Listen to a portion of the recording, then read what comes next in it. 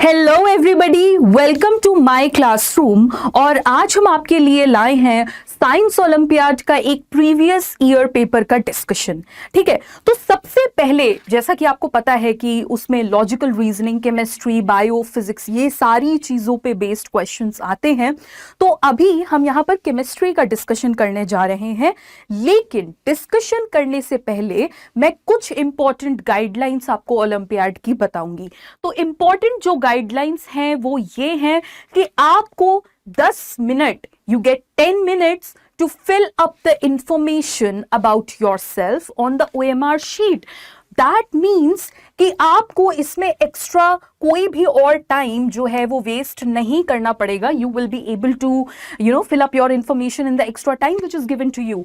तो ये हो गए आपके 10 मिनट. और इसके अलावा जो भी आपको नाम लिखना है या स्कूल का कोड लिखना है, रोल नंबर, मोबाइल नंबर, वो सारी चीजें प्रॉपरली, जो भी आपने ऑलरेडी फॉर्म भरते टाइम जो भी इंफॉर्मेशन डाली है वही सारी इंफॉर्मेशन उसमें जानी चाहिए. एंड जैसा कि as I told you that it comprises of 3 sections, so there will be questions related to science and there will be questions related to logical reasoning. और एक अचीवर सेक्शन होता है जिसमें थोड़ी से हायर लेवल के क्वेश्चंस होंगे and there will be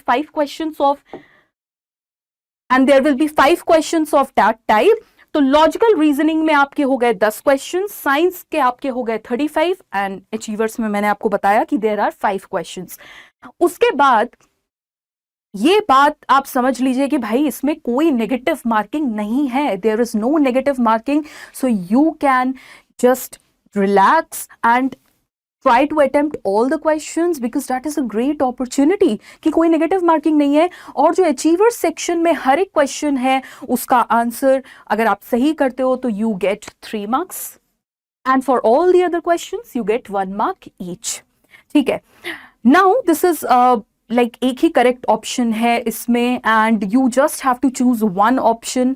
multiple correct बिल्कुल भी नहीं है. and आप HB पेंसिल या blue black ball point pen use कर सकते हो, क्योंकि उससे जब आप OMR शीट में अपना सर्कल करते हो, उसको डार्कन करते हो, तो वो एक अच्छा इंप्रेशन आता है. एंड OMR शीट फिल करते टाइम ध्यान रखिए कि आपने जो आंसर सोचा है आप उसको करेक्टली वैसा ही मार्क करो. Now this is very important. और जो भी रफ वर्क है उसके लिए आपको अलग स्पेस दिया जाएगा.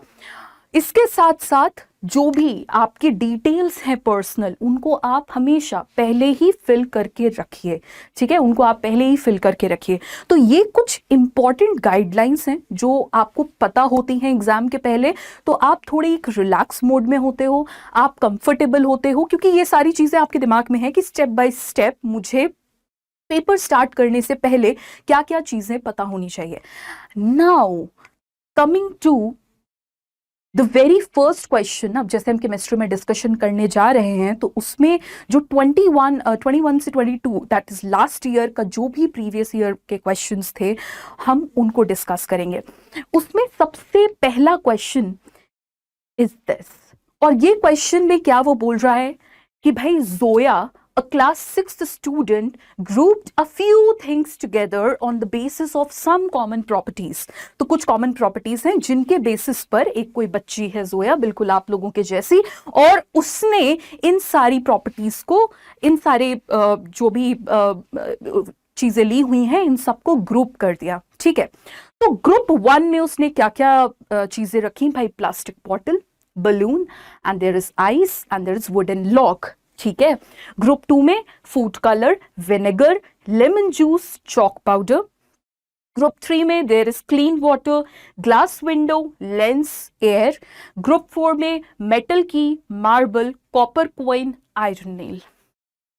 अब हमें ये बताना है ऑन द बेसिस ऑफ ये जितनी भी चीजें हैं इनके कैरेक्टरिस्टिक के बेसिस पे हमें ये बताना है कि इसमें से कौन सा स्टेटमेंट जो है वो इनकरेक्ट है.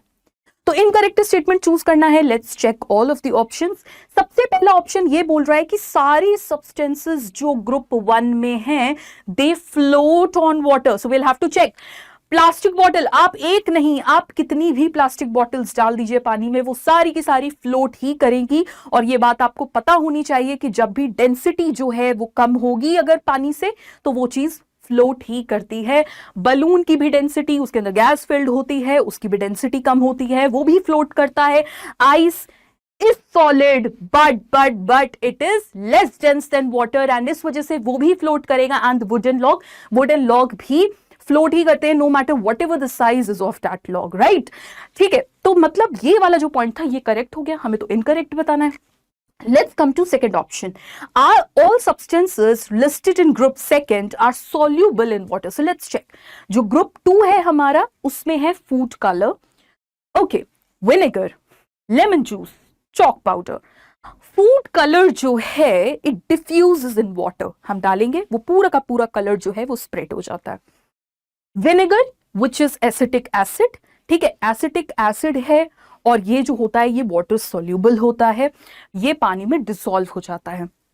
लेमन जूस, हम कितनी बार घर पे लेमनेड बनाते हैं, and we know it dissolves in water, right. It and here we have chalk powder. अब चॉक पाउडर क्या होता है ना, चॉक पाउडर जो है वो पानी में नीचे सेटल हो जाता है, तो ये फॉर्म करता है सस्पेंशन। चॉक पाउडर इनसॉल्युबल होता है वाटर में, ठीक है। तो इसका मतलब ये जो इसने ग्रुप, यहां पर ग्रुप 2 था, उसमें एक एक्सेप्शनल केस है, यानी कि यही एक इनकरेक्ट ऑप्शन है। इसमें जो कॉमन प्रॉपर्टी जो वो बोल रहा है, प्रॉपर्टी की they are all of them like soluble in water, no, chalk powder is insoluble. फिर वैसे तो और ऑप्शंस देखने की जरूरत नहीं है because it's just like one correct, but फिर भी हम देख लेते हैं। तो ग्रुप 3 हमारा है clean water, glass window, lens and air. और वो बोल रहा है कि क्या ये सारे ट्रांसपेरेंट हैं? हाँ जी, ये सारे के सारे जो हैं ये सब के सब ट्रांसपेरेंट हैं। They let light flow through, pass through them, right. तो ये लाइट पास होने देते हैं। उसके बाद हमारे पास है group 4 which consist of metal key, marble, copper coin, iron nail. और वो बोल रहे हैं कि ये सिंक कर जाते हैं वाटर में।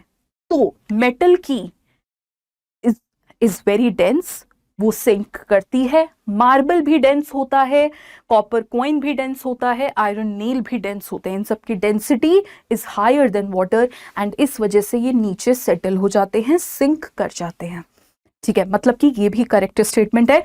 तो सिर्फ एक ही हमारे पास इनकरेक्ट था, जो था B. Now coming to another question, जो कि बोल रहा है कि there is column 1 and there is column 2 given to you, और यहां पर आपके लिखे हुए हैं कि क्या चेंजेस हो रहे हैं, एंड आपको उनको मैच कराना है कि क्या वो चेंजेस फिजिकल हैं, क्या वो चेंजेस केमिकल हैं, क्या वो रिवर्सिबल हैं या इरिवर्सिबल हैं। तो सबसे पहले तो रिवर्सिबल और इरिवर्सिबल प्रोसेस क्या होते हैं। रिवर्सिबल सीधी सी बात है, जो प्रोसेस आपने एक डायरेक्शन में चलाया और उसको आप रिवर्स कर सकते हो, वापस ओरिजिनल स्टेट में उसके ला सकते हो, दैट विल बी रिवर्सिबल। जिसको आप उसकी ओरिजिनल स्टेट में ला सकते हो, that will be reversible process, right. अगर हम बात करें इरिवर्सिबल की, जिसको आप ओरिजिनल स्टेट में नहीं ला सकते, वो प्रोसेस एक बार हो गया, अब वो अपनी ओरिजिनल स्टेट में वापस नहीं जा सकता, ठीक है। और फिजिकल और केमिकल चेंज की अगर हम बात करें, तो जो फिजिकल चेंज होता है वो फिजिकल प्रॉपर्टी को इफेक्ट करता है, तो उसकी वजह से अपीयरेंस, मे बी साइज या शेप, ये सारी चीजें ऑल्टर हो जाती हैं, लेकिन उनकी केमिकल आइडेंटिटी में कभी भी कोई चेंज नहीं आता। It's just a change of physical state और एनी फिजिकल प्रॉपर्टी। जबकि जो केमिकल चेंज होता है उसमें एक नया सब्सटेंस ऑल टुगेदर फॉर्म हो जाता है, because there is some chemical reaction taking place, या कुछ नए बॉन्ड्स बन जाते हैं या कुछ टूट जाते हैं, रीअरेंजमेंट हो जाता है बॉन्ड्स का, और ये अपनी आइडेंटिटी जो है लूज कर देते हैं। तो इस बेसिस पे अब हम चारों प्रोसेस को चेक करेंगे कि कहां पर कौन सा प्रोसेस जो है वो सही बैठ रहा है।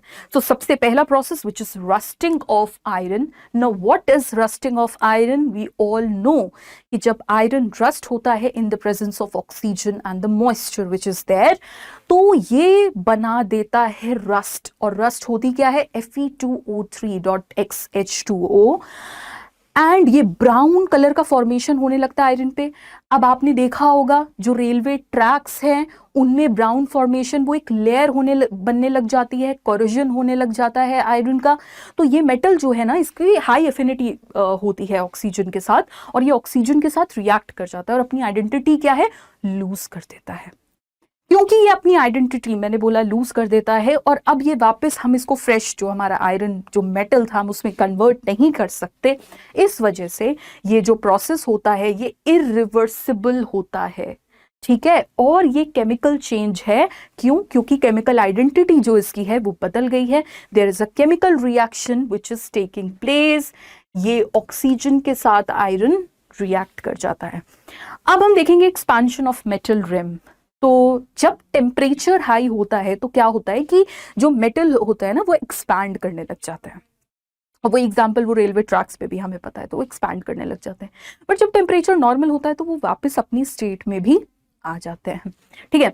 तो एक्सपेंशन ऑफ मेटल रिम जो है वो एक तरीके से फिजिकल प्रोसेस है, क्योंकि उसमें कोई भी केमिकल रिएक्शन नहीं हुई, उसमें कोई भी केमिकल चेंज नहीं देखा गया, और वो फिजिकल होने के साथ साथ रिवर्सिबल भी है। मतलब कि अगर हम P को देखें तो P की मैचिंग हम फर्स्ट और फोर्थ से करा सकते हैं। तो लेट्स चेक क्या फर्स्ट और फोर्थ कहीं पर है, B और D दोनों में है। Then expansion of metal rim में मैंने आपको बताया फिजिकल और रिवर्सिबल, मतलब सेकंड एंड थर्ड। तो हमारा जो B और D है उसमें भी सेकंड एंड थर्ड Q से मैच कर रहे हैं। उसके बाद हम R को चेक करेंगे which is sharpening of pencil. तो जब हम पेंसिल को शार्प करते हैं, is there any chemical reaction taking place? Is there any new, anything new thing is forming? No, no, no, nothing like that. क्या होता है जब हम पेंसिल को शार्प करते हैं तो हम बेसिकली सिर्फ पेंसिल जो है, हम उसमें कोई नया प्रोडक्ट फॉर्म नहीं कर रहे हैं, उसमें कोई, सिर्फ हम उसको शार्पन कर रहे हैं, और ये प्रोसेस हो जाएगा फिजिकल, राइट। फिजिकल प्रोसेस होने के साथ साथ क्या हम इस प्रोसेस को दोबारा रिवर्स कर सकते हैं? क्या मेरी पेंसिल इतनी छोटी हो गई शार्प कर करके, क्या हम उसको अब वापस बड़ी कर सकते हैं? नहीं, इरिवर्सिबल है। यानी कि ये फिजिकल तो है but this is irreversible, alright. तो इसका मतलब जो आर की मैचिंग होगी वो सेकंड और फोर्थ के साथ होगी। एंड लेट्स चेक, जो कि हमारे पास ऑप्शन बी अब हमको मिलने जा रहा है। फिर कुकिंग ऑफ फूड को भी हम चेक कर लेते हैं।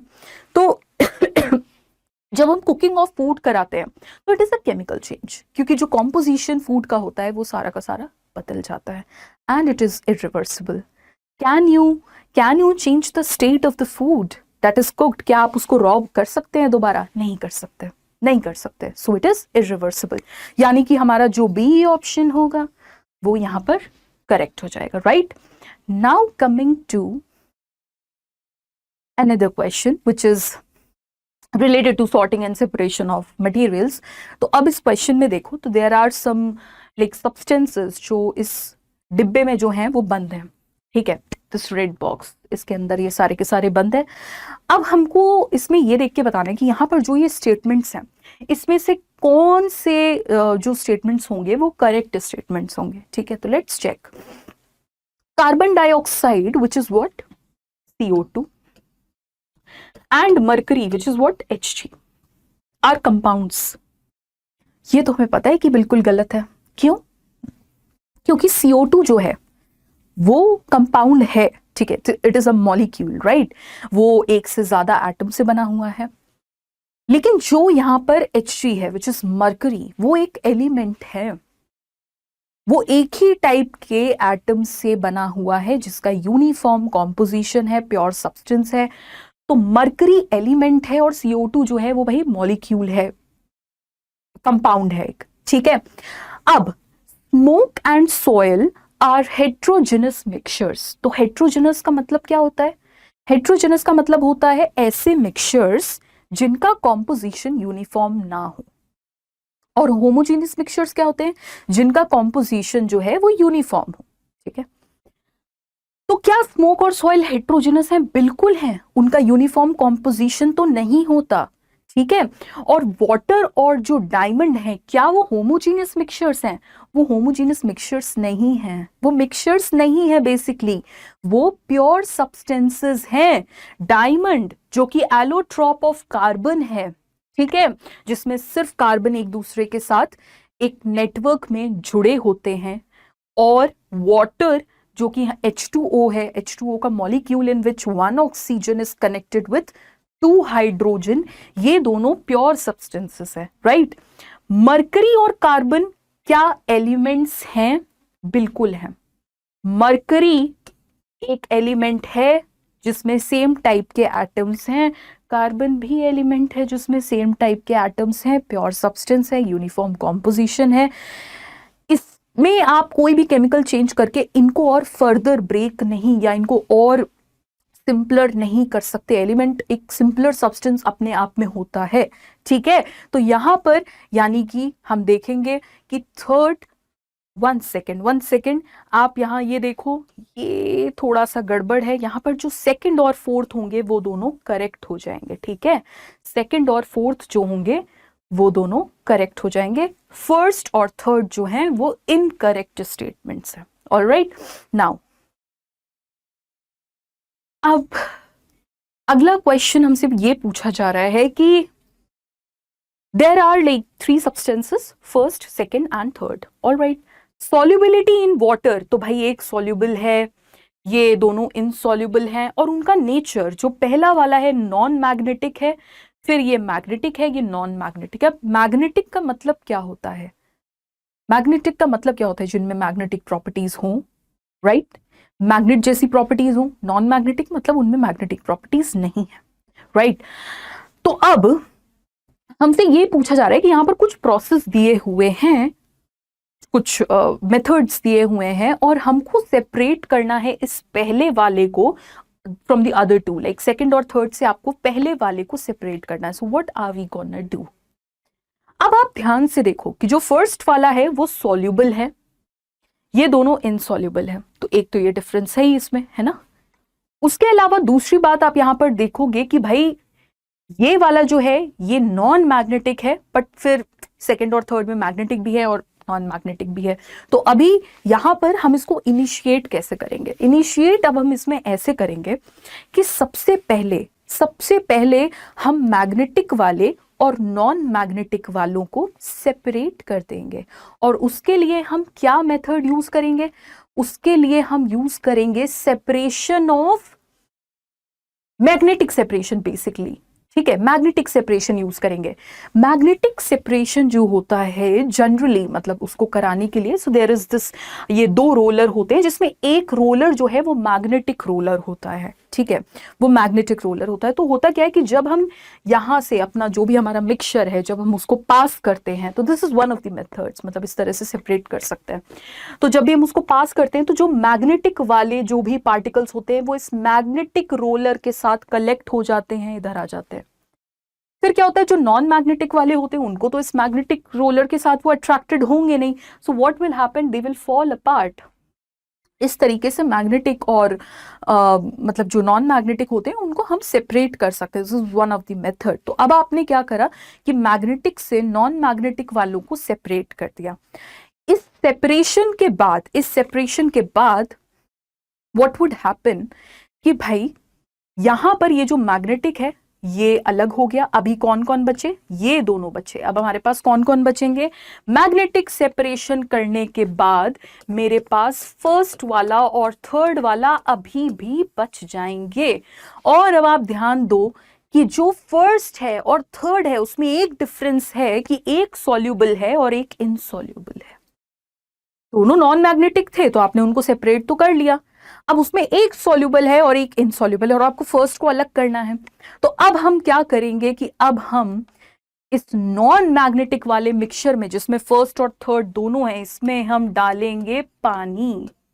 We'll add water to it, and once we add water, what would happen कि जो soluble वाला होगा वो तो इसमें soluble हो जाएगा, जो insoluble होगा वो अलग रह जाएगा, वो soluble तो है नहीं।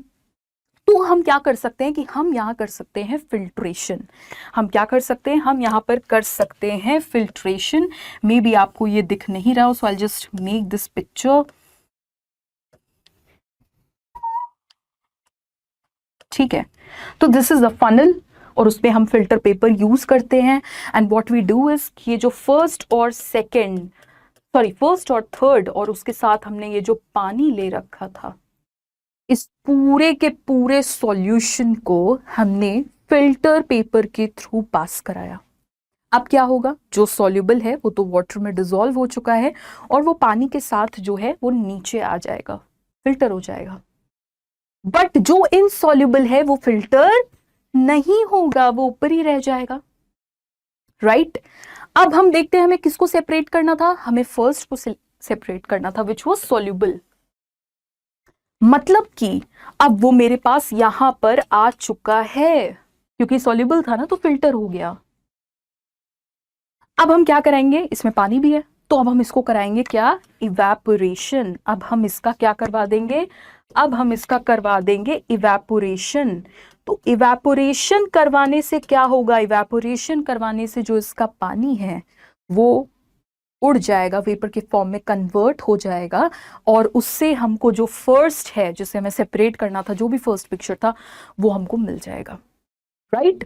तो let's come to the options. हमारे पास ऑप्शंस क्या क्या हैं भाई, मैग्नेटिक सेपरेशन सबसे पहले, फिर एडिशन ऑफ वाटर, फिर फिल्ट्रेशन और फिर होगा इवेपोरेशन, मतलब सी विल बी करेक्ट ऑप्शन।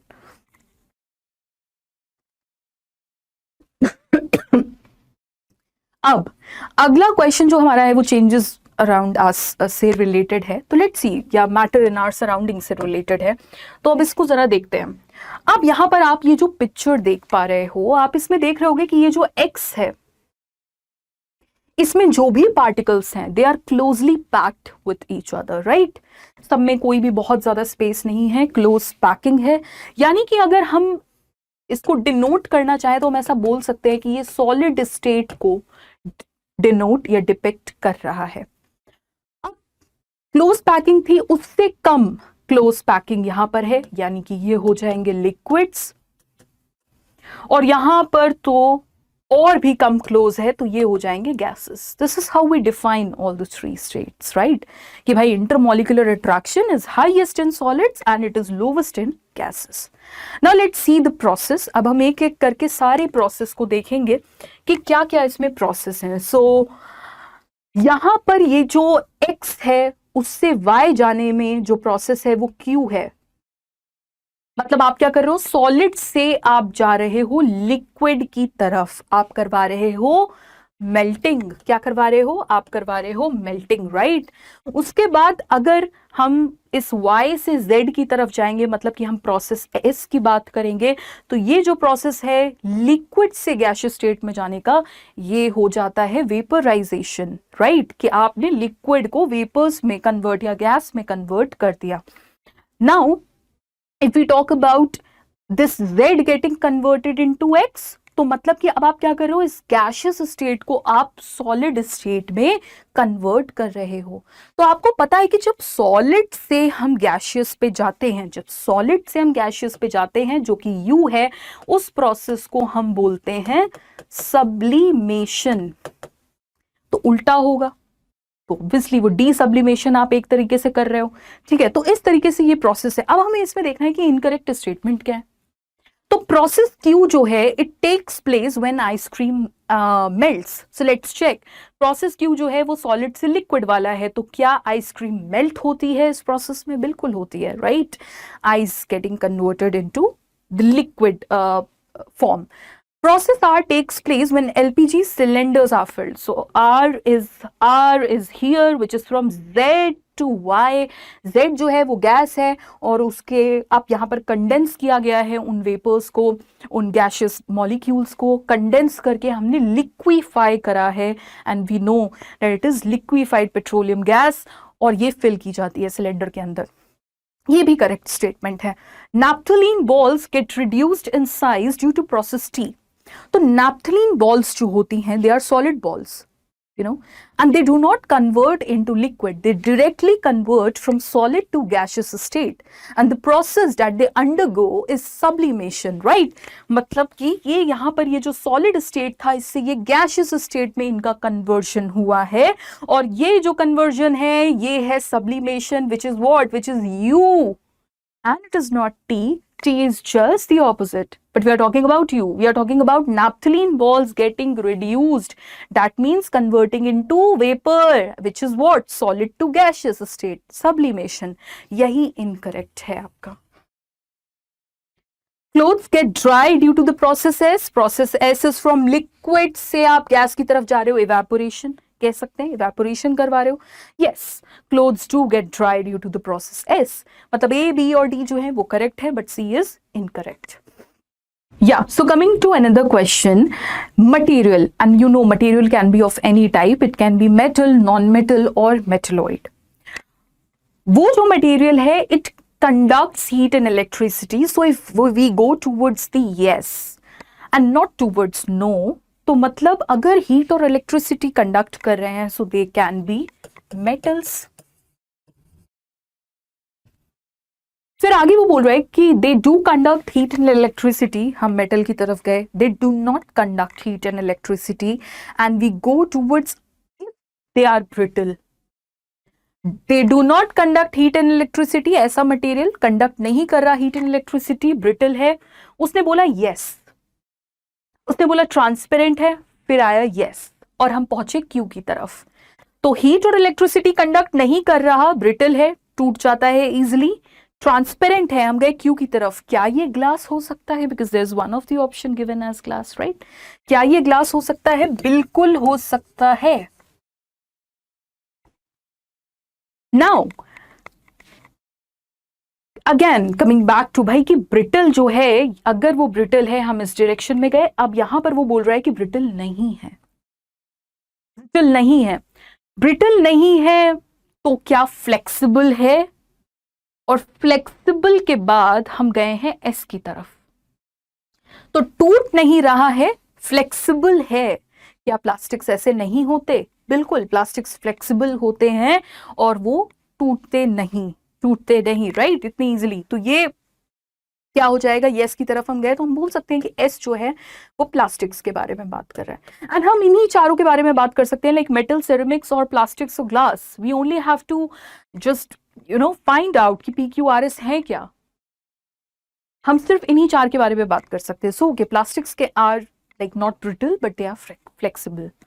अब इसके बाद हम आए कि ट्रांसपेरेंट था तो हम ग्लास की कैटेगरी में गए थे. अगर ट्रांसपेरेंट नहीं है, ब्रिटल था बट ट्रांसपेरेंट जो है वो नहीं है, मतलब कि वो लाइट को अपने थ्रू पास नहीं होने दे रहा, हाई मेल्टिंग पॉइंट है, उस पे यस गया. तो आर क्या हो सकता है? Yes, ceramics. सेरेमिक्स ब्रिटल होते हैं बट ओपेक होते हैं, ट्रांसपेरेंट नहीं होते. हाई मेल्टिंग पॉइंट होता है, बिल्कुल होता है. तो आर जो हमारा है सेरेमिक्स.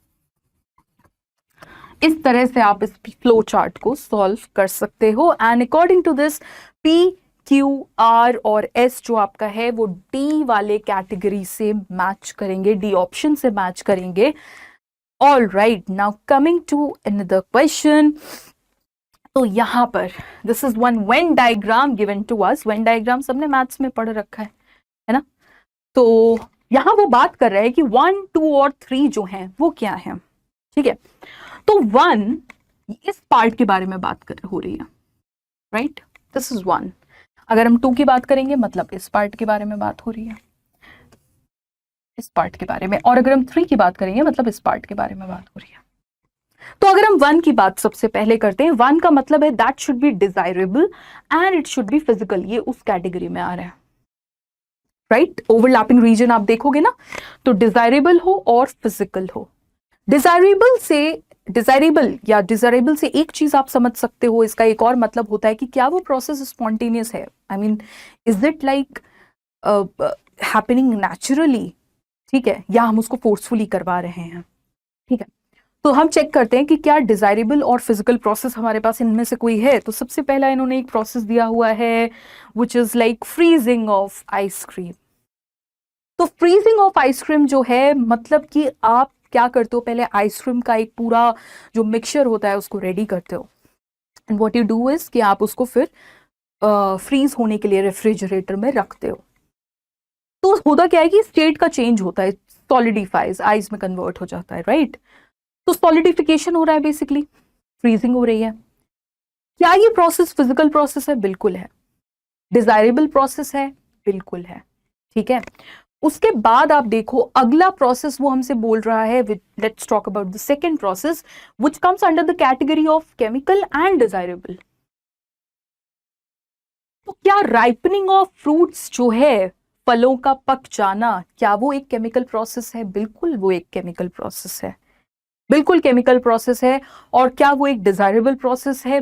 बिल्कुल बिल्कुल डिजायरेबल प्रोसेस है। ठीक है, coming to another that is like third category जो कि केमिकल और फिजिकल दोनों को डिनोट कर रही है। तो बर्निंग ऑफ कैंडल जो होता है, अभी मैं ऑप्शन ए को ही उठा करके देख रही थी एंड अभी तक हमारे सारे जो भी कैटेगरी में फिट हो रहे थे। ठीक है, तो इसको भी चेक करते हैं। अब बर्निंग ऑफ कैंडल जो है ना, उसमें एक्चुअली फिजिकल और केमिकल दोनों प्रोसेस होते हैं। बात ये होती है कि आप किस प्रोसेस के बारे में बात कर रहे हो। जब आप कैंडल को बर्न करते हो तो जो वैक्स होता है ना वो मेल्ट होता है, राइट? मेल्टिंग हो रही है वैक्स, क्योंकि मेल्ट हो रहा है मतलब वो फिजिकल प्रोसेस है। बट जब कैंडल जलती है तो ऑक्सीजन की वजह से कंबशन हो रहा है भाई, जल रही है, CO2 हीट लाइट बाहर दे रही है ना, बाहर उसकी तरफ से इवोल्यूशन हो रहा है of heat and light and बाकी CO2। तो क्या होता है, ये केमिकल चेंज हो गया। तो melting of wax in burning candle is a physical process. But अगर हम बोले कि भाई कैंडल बर्न हो रही है, वो जो कंबशन वाला प्रोसेस आ गया वहां पर, वो जो है वो एक केमिकल प्रोसेस है। ऑलराइट, तो अब हमें क्या ऑप्शन ए करेक्ट मिला है? बिल्कुल ऑप्शन ए करेक्ट है। ठीक है, now again we have another flow chart. तो फ्लो चार्ट में हमेशा देखो आपके पास कितनी इनडिसाइसिवनेस आ जाती है, बट फिर भी फ्लो चार्ट्स की एक टेंडेंसी होती है कि वो आपको कहीं ना कहीं सॉल्यूशन तक पहुंचा देते हैं। तो लेट्स चेक। तो इस फ्लो चार्ट में आप देखोगे there is a mixture of X, Y and Z. ठीक है, और ये जो एक्स, वाई और जेड थे इनको फिल्ट्रेशन करवाया गया। फिल्ट्रेशन मतलब they are passed through filter paper. जब हमने इन्हें पास कराया फिल्टर पेपर से तो सॉलिड Z जो था वो बाहर निकल आया। मतलब कि Z कुछ ऐसा होगा जो कि इनसॉल्युबल होगा, इस पर्टिकुलर मिक्सचर में इनसॉल्युबल होगा। और आप एक चीज और ध्यान दो कि यहाँ Y में हर जगह वाटर वाटर वाटर ही है, मतलब Y तो वाटर ही है, मतलब कि जो Z है वो Y में सॉल्युबल नहीं है, इसीलिए तो वो फिल्टर आउट हो गया, मतलब पास आउट नहीं हुआ, फिल्टर आउट नहीं हुआ, बेसिकली रह गया। तो क्योंकि वो फिल्टर आउट नहीं हुआ तो लेट्स चेक कि जेड में ऐसी कौन सी कैटेगरी होगी जो फिल्टर नहीं हो सकती। सो you can see sand. Sand is not soluble in water and it will not filter out, right? उसी जगह अब मेरे पास फिल्ट्रेशन के बाद यहां पर x प्लस वाई बच गए, z तो हट गया। अब कराया गया इवेपोरेशन और इस इवेपोरेशन से सॉलिड x मिला। तो evaporation is the process of conversion of like water को उसके जब वेपर्स में कन्वर्ट हो जाते हैं तो हम बोलते हैं कि इवेपोरेशन हो गया। तो भाई जो Y है वो तो वाटर है, वो तो इवेपोरेट कर गया, तो बचा क्या? बचा क्या? X। Now X is left. ठीक है, तो अब हम यहां पर देखते हैं भाई Y तो जो है वो तो वाटर ही होगा। X can it be sugar? Absolutely, sugar जो है वो सॉल्युबल होती है, इसलिए फिल्टर आउट हो गई पानी के साथ, बट इवेपोरेशन कराने पे हमें जो शुगर है वो वापस उसके क्रिस्टल्स मिल जाएंगे। ठीक है, तो यानी कि यहां पर जो सी होगा वो करेक्ट ऑप्शन हो जाएगा। ठीक है, see how easy was it to reach our answer. आपको सिर्फ फ्लो चार्ट को फॉलो करते जाना है और अपने बेसिक कंसेप्ट्स या बेसिक जो भी ये मेथड्स होते हैं, filtration, evaporation, separation of mixture के, ये आपको पता होने चाहिए। That's it, right? Now unscramble the given words to get the name of the process of seeping of water into the ground. So let's check. तो यहां पर ये जो प्रोसेस है, see you are getting E here and you are getting V here. ठीक है, तो पहले मैं सारी बता ही देती हूँ आपको एंड देन विल डिस्कस कि भाई seeping of water into the ground वो कौन सा प्रोसेस होगा। तो ये जो है ना, ये इवेपोरेशन है। ठीक है, and unscrambling can really get tough at times, so you need to put your brains into it, और काफी उसमें आपको एकदम पजल्ड वे में दिए होते हैं और थोड़ा अच्छे से उसको देख के करना पड़ता है। अगला प्रोसेस अब हम देखेंगे, ये मुझे ऐसा लग रहा है कि ये प्रेसिपिटेशन हो सकता है।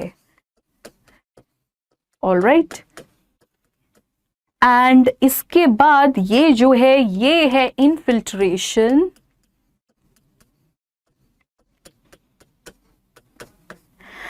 and another one we have here is condensation. So this is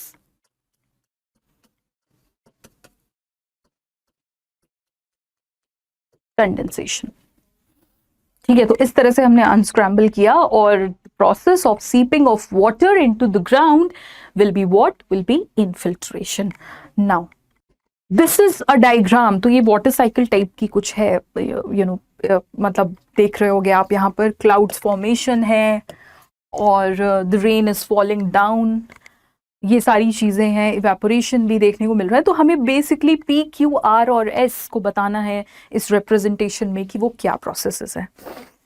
तो यहाँ आप देखोगे कि जो पी है, पी में ये जो क्लाउड्स हैं, ये इनसे वाटर जो है it's falling on the ground, तो this is known as precipitation.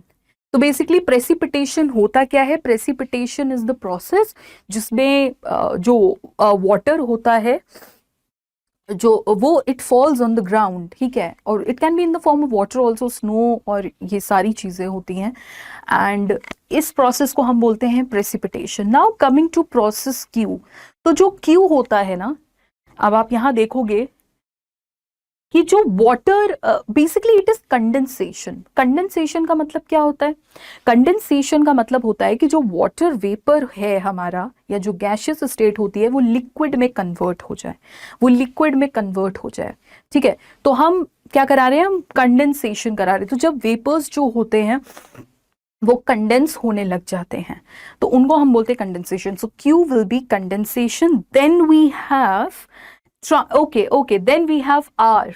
जो आर वाला प्रोसेस है, ये यहां पर कुछ ट्रीज हैं। अब ये जो ट्रीज है ना, उनसे आप देखो ये ऊपर की तरफ प्रोसेस जा रहा है, क्लाउड फॉर्मेशन हो रहा है।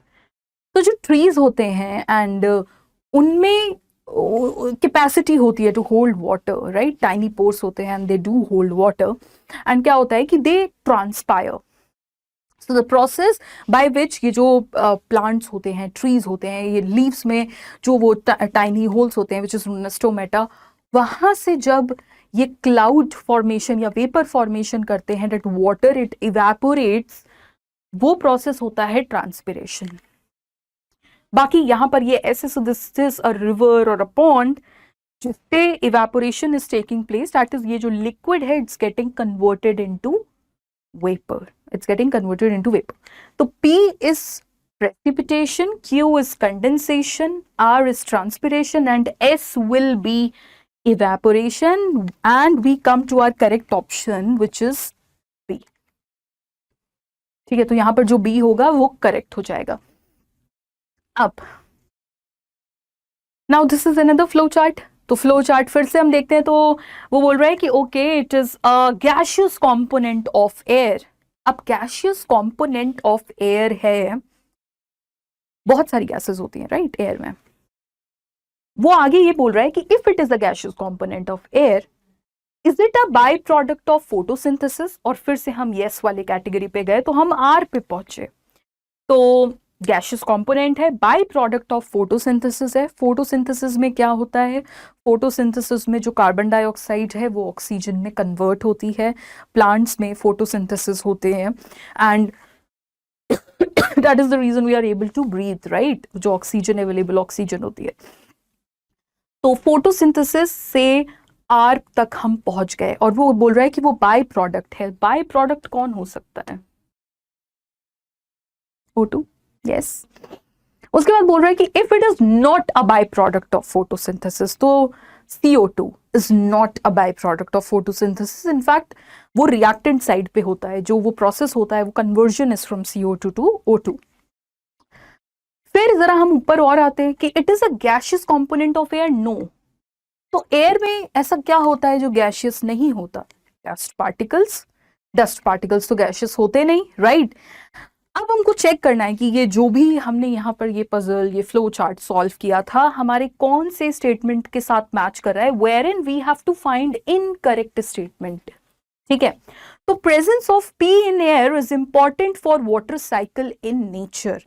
Presence of P in air is important for water cycle in nature. Are dust particles important for water cycle in nature?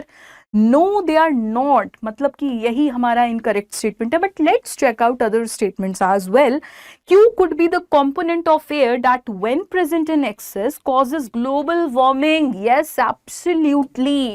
CO2 जो है अगर वो एक्सेस में होता है, ग्लोबल वार्मिंग होती है, हो रही है in fact, right? R could be a gas that helps in respiration. Now what is respiration? Respiration जो है उसमें हम ऑक्सीजन लेते हैं, CO2 बाहर देते हैं, and this is respiration. तो क्या रेस्पिरेशन R की वजह से होता है? एब्सोल्युटली होता है, this is correct. P could be a component that varies from place to place. क्या डस्ट पार्टिकल्स वेरी करते हैं? बिल्कुल करते हैं. कहीं पर ज्यादा एटमॉस्फेयर में ज्यादा डस्ट पार्टिकल्स होते हैं, कहीं कहीं पर उतने नहीं होते हैं. एंड मतलब एयर जो है वो कई जगह प्योर भी होती है और कहीं कहीं पर बहुत ज्यादा डस्ट पार्टिकल्स होते हैं, राइट?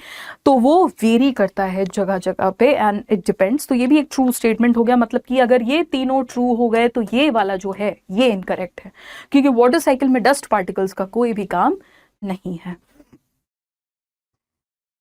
ऑलराइट, अब अगला जो हमारा क्वेश्चन है ये थोड़ा हमें देखना पड़ेगा.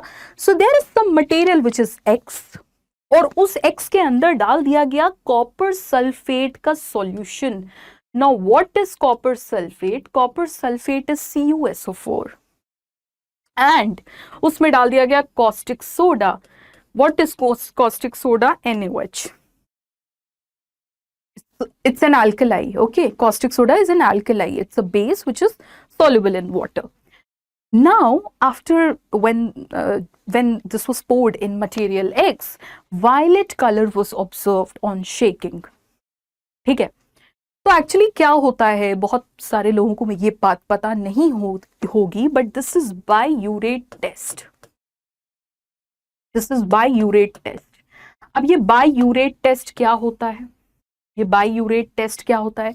बायूरेट टेस्ट जो है वो किया जाता है प्रोटीन्स के लिए.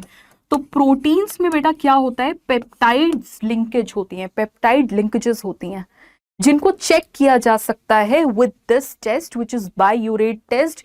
इसमें CuSO4 का solution is mixed with some alkaline solution which can be taken as NaOH. It is alkaline in nature.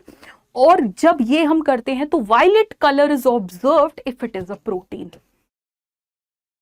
अब विल हैव टू चेक कि ऐसा कौन सा यहां पर ऑप्शन है जिसपे प्रोटीन होता है. And the options are pulses, wheat flour, oil and butter. तो जो पल्सेस होते हैं उसमें प्रोटीन होता है और वो बायूरेट टेस्ट को पॉजिटिव देगा, मतलब कि वायलेट कलर देगा. And for this reason this will be the correct option. Wheat flour में कार्बोहाइड्रेट्स होते हैं, ऑयल और बटर में फैट होता है, तो वो वायलेट कलर नहीं देंगे. तो this is the test for proteins, for the peptide linkage which is present in the structure of protein, and this is done by using CuSO4 एंड an alkali which can be NaOH or any of the alkali for that matter. यहां पर NaOH लिया गया है. All right, so we have reached our achievers section, जिसके लिए आपको 3 marks मिलते हैं, ये भूलिएगा मत, तो इसको बहुत ध्यान से करेंगे. So now here it is given to us that process first proceeds with evolution of heat.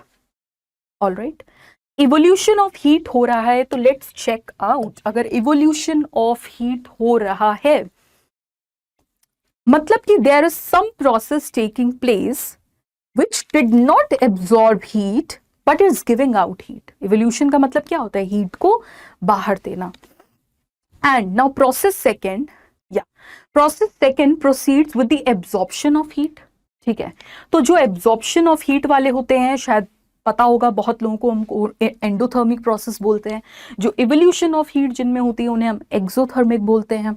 जो प्रोसेस थर्ड है वो रिवर्सिबल केमिकल चेंज है, और जो प्रोसेस फोर्थ है वो एक रिवर्सिबल फिजिकल चेंज है। तो अब हम एक एक करके इन सबको चेक करेंगे, एक एक करके। तो सबसे पहले वो हमसे बोल रहा है कि इवोल्यूशन ऑफ हीट हो रहा है। तो लेट्स चेक। यहां पर हमें दिया गया है सबसे पहले इवेपोरेशन।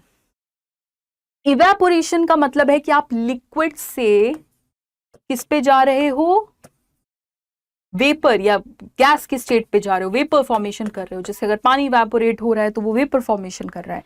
तो इस प्रोसेस में क्या होता है, हीट हमें एब्जॉर्ब करानी पड़ती है, इसमें हीट एब्जॉर्ब करानी पड़ती है ना। ठीक है, तो जब इसमें टेम्परेचर हम इसको देते हैं तो ये इवेपोरेट हो जाता है due to the presence of sunlight. Evaporation does takes place, clothes वगैरह आपके ड्राई हो जाते हैं। तो ये तो भाई इवेपोरेशन तो नहीं हो सकता। बी पे आते हैं, क्या कंडेंसेशन हो सकता है? कंडेंसेशन में हम क्या कराते हैं, कंडेंसेशन में आपका जो कन्वर्जन होता है वो गैस से लिक्विड में होता है।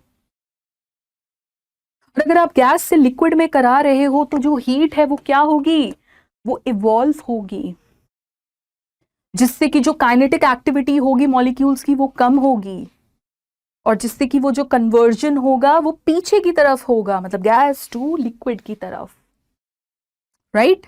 तो जब हम क्या करेंगे, जब हीट को हम इवॉल्व कर देंगे, पार्टिकल्स क्या होंगे और पास पास आ जाएंगे, एक्टिविटी उनकी काइनेटिक थोड़ी और कम हो जाएगी, काइनेटिक एनर्जी कम होगी, पास आएंगे, स्पेसेस कम होंगे, तो वो अपनी स्टेट जो है वो गैस से लिक्विड में कन्वर्ट हो सकते हैं। तो yes, in condensation evolution of heat can take place. That means कि प्रोसेस फर्स्ट हम कंडेंसेशन को चूज कर सकते हैं। This is correct. Now coming to another process which is second, it proceeds with the absorption of heat, and if we see क्या melting में absorption of heat होती है। So melting is what kind of process? Melting is a process जिसमें आप solid से liquid में करते हो। तो क्या आप उसमें heat को absorb कराते हैं? बिल्कुल कराते हैं, बिल्कुल कराते हैं। तो ये भी करेक्ट हुआ। अब आप यहां पर क्या कराते हो, मेल्टिंग के प्रोसेस में क्या कराते हो, मेल्टिंग के प्रोसेस में आप सॉलिड को लिक्विड में मेल्ट करा रहे हो,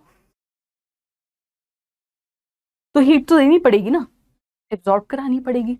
उसके बाद वो बोल रहे हैं कि it is process third is an irreversible chemical change, burning of coal, burning of coal, combustion हो रहा है, बर्न कर गया वापस कोल में नहीं आएगा, इरिवर्सिबल है, कंबशन हो रहा है, केमिकल चेंज है, बिल्कुल है, 100% है, ये भी करेक्ट। फिर वो बोल रहा है कि process fourth is reversible physical, dissolution of sugar in water. जब आपने पानी में शुगर को डिसॉल्व कराया तो थोड़ी देर में पार्टिकल्स क्या होते हैं, डिसॉल्व हो जाते हैं, गायब हो जाते हैं। जो बीच में स्पेसेस होते हैं वो उनको ले लेते हैं और उसमें डिसॉल्व हो जाते हैं। क्या हम इस प्रोसेस को रिवर्स कर सकते हैं? बिल्कुल कर सकते हैं। आप वाटर को अगर इवेपोरेट करा देते हो या हीट दे देते हो, बॉईल करा देते हो, तो शुगर आपको वापस मिल सकती है। क्या ये फिजिकल प्रोसेस है? बिल्कुल है। There is no chemical change taking place. Dissolution और whenever you dissolve something is a physical process, completely physical process, और ये भी यहां पर करेक्ट मिल गया। That means कि ये जो हमारा बी वाला ऑप्शन है ये हमें करेक्ट मिल चुका है, राइट। तो यहां पर हमारे ये सारे क्वेश्चन जो कि प्रीवियस ईयर 21-22 में आए थे वो सारे के सारे हमने डिस्कस कर लिया, एंड होपफुली आप लोगों को इसमें कुछ अंडरस्टैंडिंग हुई होगी कंसेप्ट्स की। और अगर आप चाहते हैं हमारे साथ और ज्यादा कनेक्ट करना और आपके दिमाग में और कोई सवाल हैं जो आप पूछना चाहते हैं, so you can visit our website which is student.myclassroom.digital। आप इस वेबसाइट को विजिट कर सकते हो and you can ask any of your queries, आप कुछ भी यहाँ पर पूछ सकते हो। And we have our app as well, तो माई क्लासरूम के नाम से हमारा ऐप है। एंड उसके अलावा फेसबुक, इंस्टाग्राम और व्हाट्सएप ये तो सभी लोग यूज करते हैं, राइट। तो ये इस पे भी आप कनेक्ट कर सकते हो and you can ask any questions. आप हमारे कोर्स के बारे में या ओलंपियाड के बारे में आपको और कोई इन्फॉर्मेशन चाहिए उसके बारे में आप जान सकते हो। तो thank you everyone for watching.